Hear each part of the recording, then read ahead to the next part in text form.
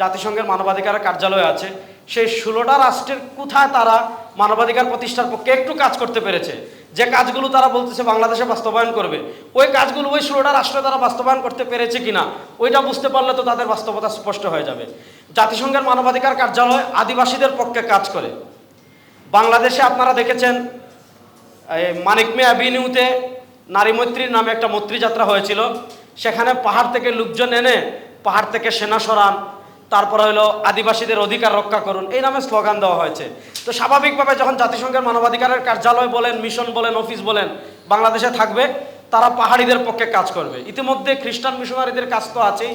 তো স্বাভাবিকভাবে পাহাড়ে যা কিছু হবে, স্বাধীনতা সার্বভৌমত্ব বিরোধী যত কাজ হবে, জাতিসংঘের মানবাধিকার সেটার পক্ষেই কাজ করবে।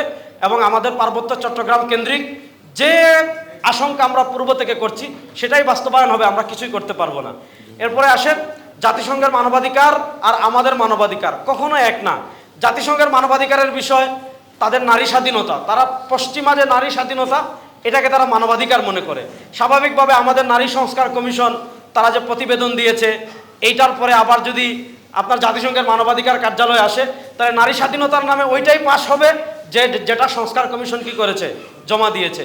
তারপর পশ্চিমা যে এজেন্ডাগুলো আছে, LGBT কিউ, সমকামিতা, কেউ যদি ইসলাম ধর্ম নিয়ে কটূক্তি করে, যেটার বিরুদ্ধে হেফাজতে ইসলামের জন্ম এবং যেই চেতনাকে সামনে রেখে হেফাজতে ইসলামে পর্যন্ত এসেছে, এই সবগুলোর বিরুদ্ধে জাতিসংঘ তখন দাঁড়াবে। আর জাতিসংঘ যদি এটার পক্ষে দাঁড়িয়ে যায়, তখন আমরা আসলে আমাদের কতটুকু করার কি থাকবে এটাও চিন্তা। এজন্য আমার মুরব্বীদের কাছে আমাদের অনুরোধ থাকবে যে অন্তত সরকারের কাছে এই 3টা মেসেজ স্পষ্ট দেওয়া।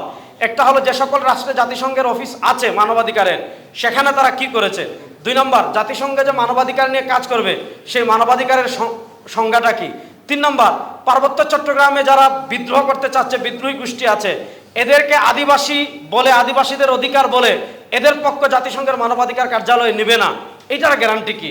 আর 3 নম্বর কথা হলো, আমাদের সংবিধানটা স্পষ্ট লেখা আছে, বিদেশি কোনো এজেন্সিকে যদি আপনি দেশীয় অফিস করার অনুমতি দিতে হয়, তাহলে সংসদে সংলাপ করে অনুমতি দিতে হবে।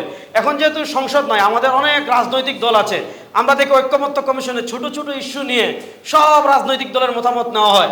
আর আমাদের স্বাধীনতা মানচিত্রের জন্য এমন একটা স্পর্শকাতর বিষয়, সেখানে কোনো রাজনৈতিক দলের কোনো মতামত নেওয়া হলো না।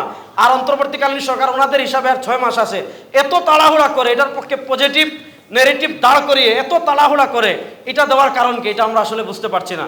এজন্য আমি তারুণ্যের পক্ষ থেকে আমাদের মুরব্বীদের কাছে স্পষ্ট এই মেসেজ দিই, আপনারা আমাদেরকে এটা নিয়ে যে কাজ করতে চাইবেন, আমরা তারুণ্য আপনাদের ডাকে লাভবাহিক বলার জন্য প্রস্তুত আছি ইনশাআল্লাহ।